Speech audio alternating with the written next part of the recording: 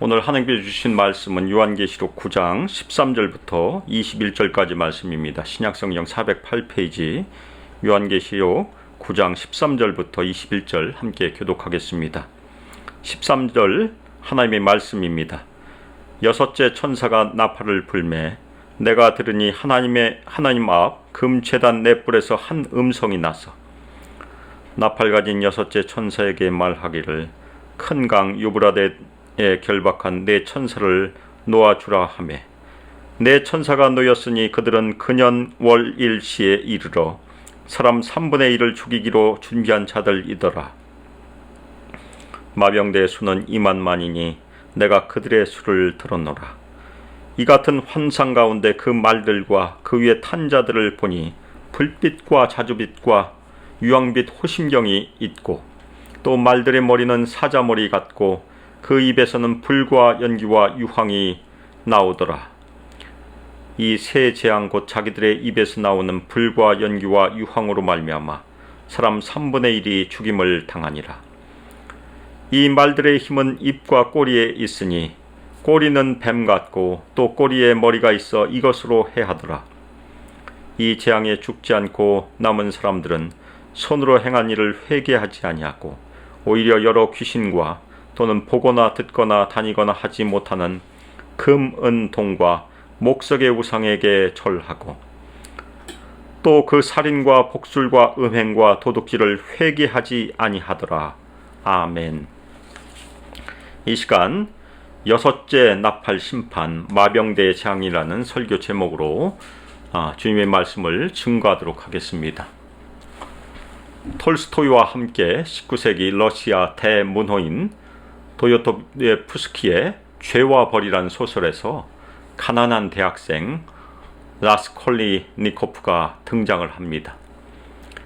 가난하지만 준수한 이 청년은 어느 날 그의 머릿속에 자신이 살고 있는 빈민굴에 가난한 자들의 피를 빨아먹으며 자신의 배를 불리며 살아가는 사회에는 어떤 이로움도 안겨주지 못하는 이 같은 존재라고 생각하는 고리대금업자인 전당포 주인 노파를 살해할 계획을 세웁니다. 라스콜리니코프는 마음에 갈등이 있었지만 사회에 하등 도움이 되지 않는 노파를 죽이는 것이 정당화될 수 있다고 자신을 설득하였습니다. 그리고 그는 기회가 오자 전당포 여주인의 아파트를 방문하여 준비해간 도끼로 노파를 죽이고 물건을 훔치는 도중 마침 돌아온 노파의 여동생까지 도끼로 살해하고 달아났습니다. 그런데 라스콜리니코프는 살인 후에 이상한 망상과 악몽에 시달리는 정신적 혼란에 빠지고 살인을 저지르기 전에는 아주 당연하게 생각했던 자신의 행동에 대해서도 깊은 죄의식을 느낍니다. 어떻게 보면 거의 완전 범죄와 같은 살인을 저질렀지만 깊은 갈등의 시간을 보내던 라스콜리니코프는 어느 술주정뱅이의 딸이며 자신의 가족의 생계를 위해 몸을 파는 매춘부 소냐를 만나고 사랑에 빠지게 됩니다. 결국 라스콜리니코프는 어느 사건을 계기로 자신은 선을 뛰어넘지 못하는 인간이라는 것을 깨닫게 됩니다. 그리고 자신의 노파를 죽인 것은 위대함이라는 그런 대의 명분 때문이 아니고 가난을 벗어나고자 했던 이기적인 욕망에 불과했다는 것을 깨닫고 소냐에게 고백을 합니다. 그리고 라스콜리니코프는 소냐의 간절한 부탁에 힘입어 경찰에 자수하고 8년의 유형의 선고를 받고 시베리아로 떠나게 됩니다. 그런데 소냐는 시베리아까지 따라와 헌신적인 사랑과 정성을 라스콜리니코프에게 기울입니다. 라스콜리니코프는 소냐의 사랑에 감동하여 그의 마음속에서 모종의 변화가 생기게 됩니다. 소설 말미에서 라스콜리니코프가 소냐의 복음서를 가지고 있음을 소개하므로 앞으로 그의 인생에 있을 변화를 저희가 짐작해야 합니다. 그리고 그는 소냐의 믿음이 자신의 믿음이 될 수 있을 것이라는 희망을 품기 시작을 합니다. 그리고 죄와 벌이란 이 소설은 한 사람이 점차로 소생되어가는 이야기, 그가 새롭게 태어나는 이야기, 그가 한 세계에서 다른 세계로 옮겨져 가는 이야기, 그리고 이제까지 전혀 몰랐던 새로운 현실을 알게 되는 이야기가 시작되고 있다고 결말을 짓습니다. 앞으로 라스콜리니코프의 인생 가운데 그가 예수 그리스도를 믿음으로 회개와 거듭남, 그리고 새로운 삶에 대한 소망을 보여주고 있는 것입니다. 지난주 5째 나팔 심판에서 고통받는 사람들이 회개하기가 어렵다고 말씀드렸는데, 오늘 6째 나팔 심판에서 살아남은 사람들 또한 회개를 거부하고 있음을 우리는 살펴볼 것입니다. 이를 통해 하나님의 은혜로 우리가 회개함으로 천국에 들어왔다는 사실이 얼마나 소중한 것이며, 그리고 늘 회개함으로 우리 자신의 삶을 하나님께 드린 것이 소중함을 함께 나눌 것입니다. 6째 천사가 나팔을 불자 요한은 하나님 앞에 있는 금제단의 넷불로부터 나오는 음성을 들었습니다. 요한은 그 음성이 누구의 음성인지 확실히 밝히지 않으므로 우리의 궁금증을 자극하고 있습니다. 이 음성은 하나님의 음성 아니면 예수님의 음성일 수 있습니다. 그리고 하나님의 음성을 전달받아 하나님의 명령을 수행하는 천사의 음성일 수 있습니다. 그렇지만 그 근원은 당연히 하나님의 음성입니다. 넷불에서 넷은 성경에서 온전함을 상징하는 수이고, 뿔은 능력을 상징합니다. 따라서 넷불은 금제단에 임하시는 하나님의 임재의 능력의 완전함, 그리고 성도들의 기도에 응답하신 하나님의 능력의 온전함을 상징합니다. 이 금제단은 하나님의 말씀과 그리스도의 증거로 인하여 죽임을 당한 성도들의 기도가 올려진 곳이고, 그 기도가 응답되는 장소입니다. 5째 나팔 심판과 마찬가지로 6째 나팔 심판도 향연과 함께 올려드린 기도들의 응답으로 주어지는 것입니다. 따라서 이 심판은 하나님의 말씀과 예수 그리스도에 대한 증거로 죽임을 당한 하나님의 백성에 대한 보응으로 주어지는 심판으로 이해할 수 있습니다. 하나님 앞에 있는 금제단의 넷불로부터 나오는 그 음성은 나팔을 가진 6째 천사에게 말하였습니다. 큰 강 유브라데에 결박되어 있는 네 천사를 놓아주라. 이 네 천사는 하나님에 의하여 결박되어 있다가 하나님께서 미리 정하신 때에 하나님의 명령에 의하여 놓여지게 되는 것입니다. 마지막 때 모든 것은 하나님의 통제 아래 이루어지고 있습니다. 이 천사들은 무적행에 갇혔던 귀신들과 마찬가지로 자기들의 뜻에 반하여 결박되어 있던 악한 천사들일 것입니다. 유브라데는 구약 성경에서 이스라엘을 반대하여 혹은 다른 민족들을 반대하여 멸망의 군대가 일어난 지역으로 언급이 됩니다. 예레미야 46장에 보면 유브라데 강가에 위치한 북쪽에서 온 기병이 애굽을 침공할 것을 말하는데 46장 6절을 읽겠습니다. 예레미야 46장 6절, 발이 빠른 자도 도망하지 못하며 용사도 피하지 못하고 그들이 다 북쪽에서 유브라데 강가에 넘어지며 엎드러지는도다. 유대인들은 유브라데 강에서 아수르나 바벨론이 이스라엘을 침공했던 것을 기억하고 있을 것입니다. 그리고 요한계시록을 들었던 독자들 또한 로마의 경계가 유브라데 강이었기 때문에 그곳에 로마를 위협하고 있는 강력한 파르티아 군대가 있다는 것을 알고 있었습니다.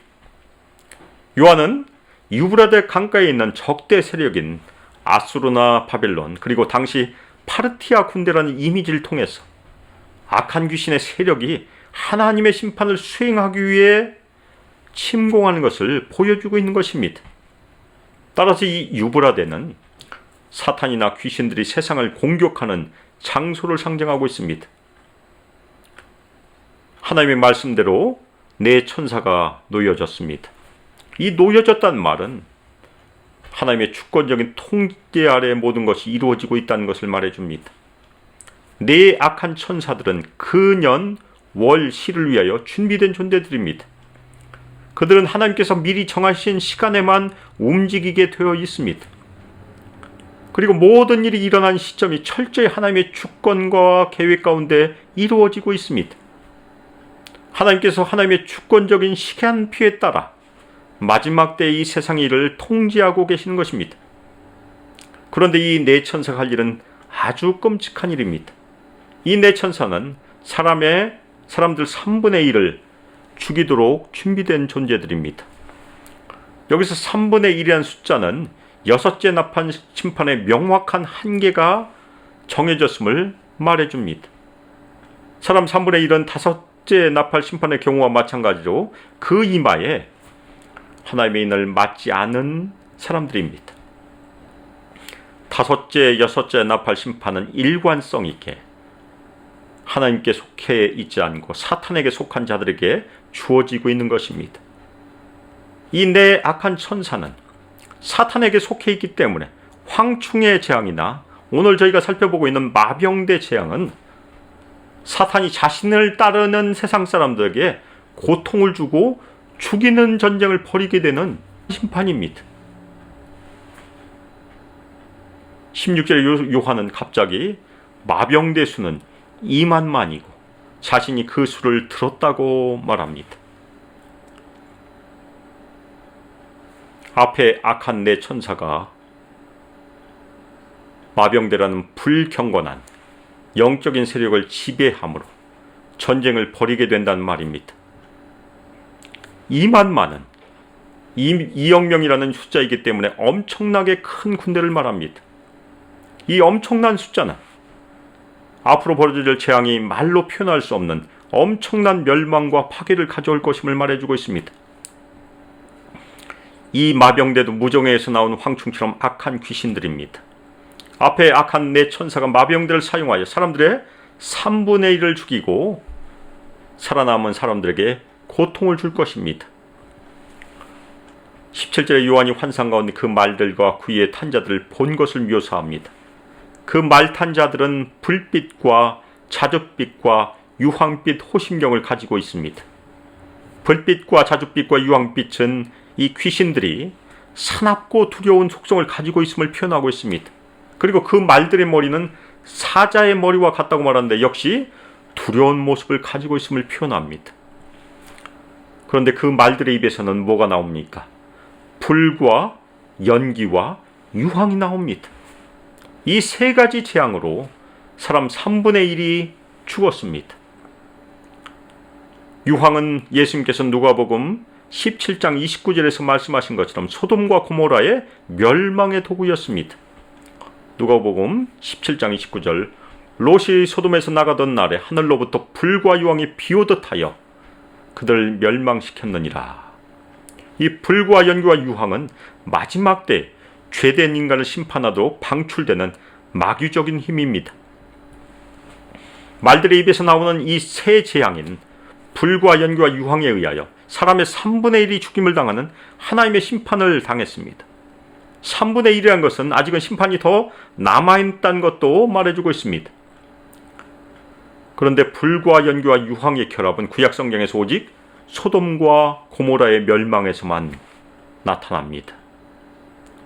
이 마병대 심판은 이미 영적으로 죽은 우상 숭배자, 타협하는 자, 예수 그리스도의 성도들을 박해하는 사람들에게 육적인 사망을 가져오는 심판입니다. 그리고 요한계시록에서 불과 유황은 또한 우상 숭배자, 마귀, 짐승, 거짓 선지자들에 대한 최후의 심판과 연결되어 있습니다. 다섯째 심판인 황충의 재앙은 사람들에게 전갈이 쏘는 듯한 엄청난 고통을 주었습니다. 그런데 여섯째 심판은 어떻습니까? 이 여섯째 심판인 마병대 재앙은 사람들 3분의 1의 죽음을 가져오게 된다는 얘기입니다. 사람 3분의 1이 죽임을 당하는 이유는 그 말들의 힘은 그들의 입과 꼬리에 있기 때문이라고 요한이 증거를 합니다. 그 입에서는 연기와 불과 유황이 나와 사람들을 죽이고 그들의 꼬리도 가공할 무기란 얘기입니다. 그런데 그들의 꼬리는 어떻습니까? 뱀 같고 머리들을 가지고 있고 그것으로 해한다고 얘기를 합니다. 따라서 그 말들의 꼬리에 있는 뱀 같은 머리들이 물어뜯음으로 사람들에게 치명적인 해를 가한다는 얘기입니다. 이 마병된 머리로는 불과 연기와 유황으로 사람 3분의 1을 죽이지만 황충의 재앙의 전갈꼬리처럼 뱀 같은 머리들을 가지고 있는 꼬리로 남은 사람들에게 큰 고통을 가한다는 얘기입니다. 그런데 이 재앙에 죽지 않고 살아남은 사람들은 그들의 손으로 행한 일들을 회개하지 않는다고 요한이 증거를 하고 있습니다. 오히려 그들은 여러 귀신들, 보거나 듣거나 다니거나 하지 못하는 금이나 은이나 동이나 돌이나 나무로 만든 우상에게 절하는 일들을 계속할 거라고 요한은 증거합니다.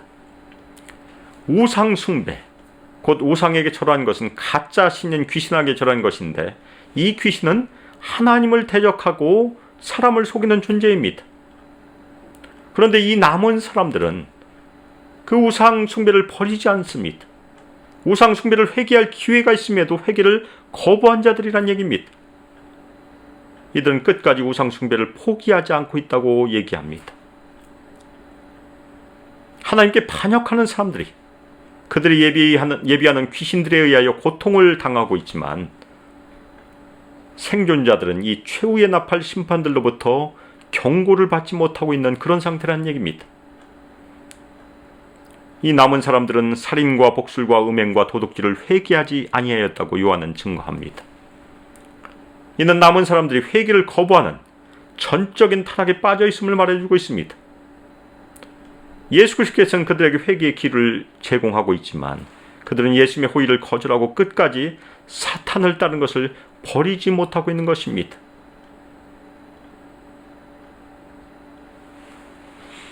예수께서 복음을 전하실 때 회개하라, 천국이 가까웠느니라 선포하셨습니다.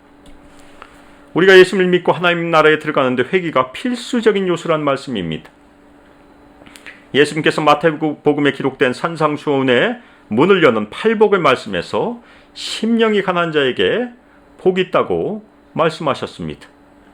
그 이유는 이 심령이 가난해지는 경험이 바로 회개의 경험이고, 우리가 회개함으로 하나님의 나라에 들어가고 우리가 천국을 소유할 수 있기 때문입니다. 또한 회개란 것은 어떤 경험입니까? 하나님께서 성령을 통하여 우리를 낮추시는 것을 경험한 것이 회개라는 경험입니다. 우리가 그러한 낮추심을 경험하지 못했는데, 성령께서 우리를 낮춰주시지 않았는데 어떻게 예수님이 필요하다고 알겠습니까? 저는 예수님을 믿고 얼마 되지 않아서 건강에 힘이 좋지 않으므로 하나님께서 저를 낮추심을 일정 기간 동안 경험했습니다. 만일 그러한 낮추심을 제가 경험하지 않았다면 저 인생은 열심히 야망을 쫓는 삶이 아니었을까, 그렇게 간혹 생각해 보기도 합니다. 당시 저의 건강의 문제가 제가 젊었을 때 절제하지 못했던 삶의 결과였지만, 아직도 그 아픈 증상은 제 몸에 지금도 남아 있습니다. 그래서 간혹 그 아픈 증상이 심해지면 저는 그동안 제가 교만했는가 보다 생각하고 하나님께 회개함으로 삶을 반성하곤 합니다. 여러분, 회개하는 것이 사는 길입니다. 우리가 처음 예수님을 믿었을 때 회개했기 때문에 새 생명을 얻었습니다. 그리고 예수 믿고 신앙생활을 하면서도 우리가 계속 회개함으로 주님께 엎드리는 것이 그 새 생명을 더욱더 풍성하게 경험하는 길이 아니고 무엇이겠습니까? 우리는 간혹 부부 세미나나 가정 세미나에서 마음속에 쓴 뿌리를 제거하라는 말을 듣곤 합니다. 이 쓴 뿌리란 말은 히브리서 12장 15절에 등장하는 말입니다. 히브리서 12장 15절, 너희는 하나님의 은혜에 이르지 못한 자가 없도록 하고 또 쓴 뿌리가 나서 괴롭게 하여 많은 사람이 이로 말미암아 더럽게 되지 않게 하며. 이 쓴 뿌리는 구약에서는 우상 숭배와 연결되어서 이스라엘 백성들을 하나님으로부터 떠나게 하는 근원을 의미합니다. 그런데 우리 신약의 백성들에게는 가정이나 부부관계나 교회 공동체를 해치는 쓴 열매를 내는 악한 근원으로 우리가 이해할 수 있습니다. 우리가 마음속에 숨기고 있는 회개하지 않는 마음, 회개를 거부하는 마음, 숨기고 있는 죄악도 쓴뿌리에 해당할 것입니다. 그 이유는 이어서 나오는 16절 17절에서 망령되게 장세의 명분을 판 야곱의 형 에서는 후회의 눈물까지는 흘렸지만 회개의 기회를 얻지 못했음을 경고하기 때문입니다. 우리는 우리의 영적인 삶을 방해하는 우리 마음에 있는 굳은 마음, 쓴뿌리를 제거할 수 있도록 성령의 도우심을 간절히 구함으로 주님께 엎드려야 합니다. 쓴뿌리를 제거하는 일, 회개하는 일도 우리의 힘이 아니고 성령의 도우심으로 가능하기 때문입니다. 우리는 이 지상의 삶에서 마음을 부드럽게 함으로 늘 회개함으로 주님께 나아가야 합니다. 우리가 공동체를 살리고 가정을 살리는 그 길을 우리가 추구해야 한다면 가장 중요한 덕목이 무엇이겠습니까? 가장 중요한 덕목 중에 하나는 매일 회개함으로 자신의 죄를 고백하고 씻는 일일 것입니다. 여기에 더 하나 추가한다면 용서하는 삶입니다. 그래서 공동체를 살리고 가정을 살리는 중요한 덕목 두 가지를 든다고 하면 매일 회개하고 매일 용서하는 삶이라고 말씀드릴 수 있습니다. 사랑하는 소망교회 성도 여러분, 이 어려운 시기에 성령께서 우리 모든 성들의 마음을 만져주시고 부드럽게 하여 주시길 주님의 이름으로 축원합니다. 그리고 우리 마음에 남아있는 회개하지 않는 완고한 마음, 여러 가지 쓴 뿌리도 성령의 도우심으로 뿌리 꽂고 성령께서 주시는 심령의 자유를 깊이 체험하시기를 주님의 이름으로 축원합니다. 이로 인해서 우리 모든 성도들, 우리 모든 가정들, 우리 모든 청년들, 유소 아이들, 그리고 우리 소망교회 공동체가 하나님께서 베푸시는 은혜에 충만히 이르기를 주 예수 그리스도의 이름으로 축복하며 기도합니다. 아멘. 이제는 주 예수 그리스도의 은혜와 하나님의 사랑과 성령 하나님의 교통하심과 우리에게 권능 부어주심이 이 땅에서 주 예수 그리스도를 믿음으로 마음을 부드럽게 함으로 항상 회개함으로 주님께 엎드리며 저희 교회 공동체에서나 저희 모든 관계에서 서로 용서하기를 실천하여 마음의 참 자유를 얻음으로 이 땅에서 서로 사랑을 풍성하게 실천하고 경험하기를 소망하는 우리 소망교회 모든 성도들 위해 함께하기를 주 예수 그리스도의 이름으로 축복하며 기도합니다. 아멘.